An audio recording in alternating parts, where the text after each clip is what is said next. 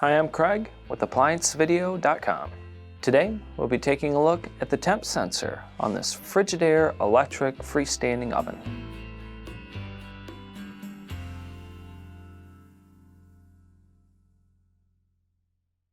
Stop. Before beginning any repair, always be sure to disconnect the power to the appliance.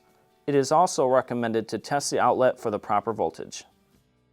The main reason why you'd be replacing a temp sensor is if the unit is not heating to the proper temperature set on the control board, or it may automatically say that it's preheated as soon as you turn it on. Now, click on the link below to view this repair video. ApplianceVideo.com guides you step by step, giving you the confidence to avoid recalls and callbacks, also saving time on repairs. Whether you're up against an uncommon repair or the latest appliance on the market, our videos have been created with you in mind. Our growing library of videos have been produced using our factory-certified technicians who have extensive infield experience over the past 30 years. ApplianceVideo.com provides high-quality repair videos that anyone can follow, regardless of their skill level. We are here to help.